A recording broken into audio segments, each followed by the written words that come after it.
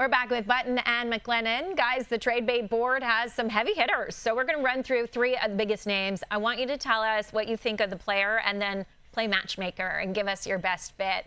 Craig, we're going to start with Artemi Panarin.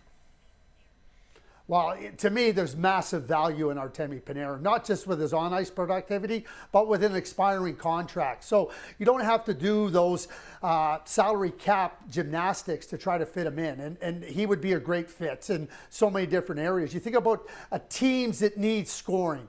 The LA Kings, the New Jersey Devils, that's the type of player that would help those teams immeasurably. Because those two teams really struggle to score. I think Artemi Panarin would be a great fit in either one of those teams. Yeah, I think he's a terrific player. And the one thing that you have to, I would say, caution with him is he's a little bit of a perimeter player. So it has to be the right fit for his style of play, because he's not a guy who goes and gets the puck. He's not a guy who wins a loose puck battle to get that puck back. But he's certainly a one-shot scorer, and he's a terrific passer, and he's an elite offensive player. So teams will cover that, and Craig can make a great point. On an expiring contract, you might have to pay a king's ransom for him, but he'll be a rental. All righty, next up, it's Elias Pettersson. He has this year and 6 more at $11.6 million per season. Craig, what do you think of the player in contract, and who's the best fit if he does leave the Canucks? You know, that's a great question. So we're talking about two different pieces of Elias Pettersson. We got the contract. We know he signed a long-term contract. But what are you getting? You know you're getting a contract and you're getting a long-term commitment of 6 years after this year. But what is he? Who is he? We know that when he shows those abilities, he can be elite. But the bottom line is, for almost 2 seasons now, 2 full years, you haven't seen it. So this becomes a real, like what I would call a conundrum for a team that's looking at probably the glamour of Pettersson, but also, okay, are we going to see that glamour again? Is there a little bit of the shine that's come off, or maybe even a lot of the shine? I don't think this is a scenario where there's 1 team or 3 teams or 5 teams. There could be any number of teams that would be interested in Pettersson because of what he offers. But the contract, and that hanging around your neck when you acquire him, and then the hope that he can get back to being elite, it becomes fascinating. I see it as an off-season move. I don't see it as an in-season move.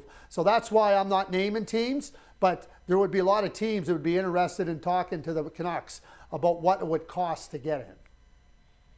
I agree, Craig. I think it's an off-season move, and I also think it might be a scenario where they choose some of the salary. 11.5 is a lot. And I did his game the other night against the Ottawa Senators.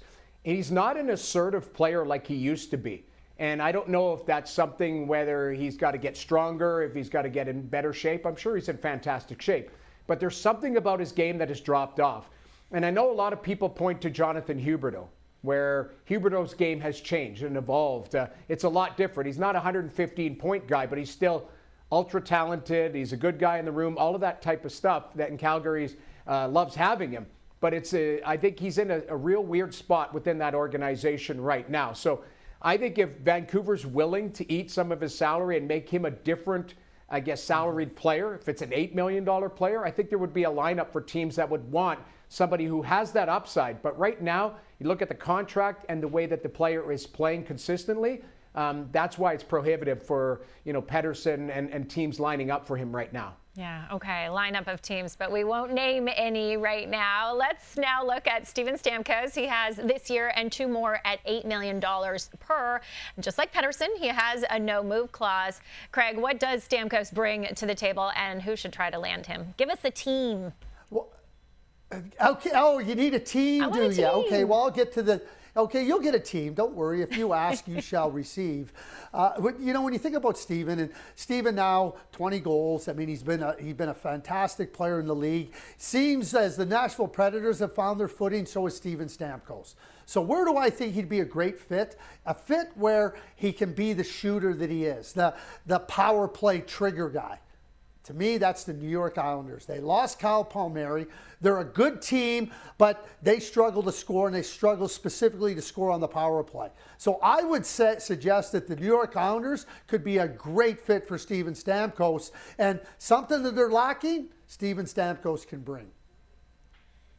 Well, the one thing that I'm going to go is a little closer in proximity, and that's the Ottawa Senators. I'm going to go to a Canadian team.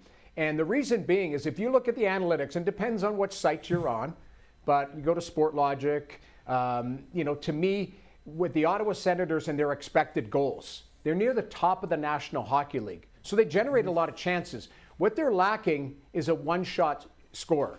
So they've got guys who can score. Tim Stützle is a superstar. Brady Tkachuk is a guy who in that 10-foot radius is really strong. But they need somebody, if they get one chance, the puck can go in the net. So, Craig, you just talked about, Paul Mary in the Island, the absence of a shooter. I think he could help their power play. He could help in all scenarios. He's won before. He's a great leader. I don't know the salary, if it would be a right fit. You might have to chew on some of that, be creative as far as the cap.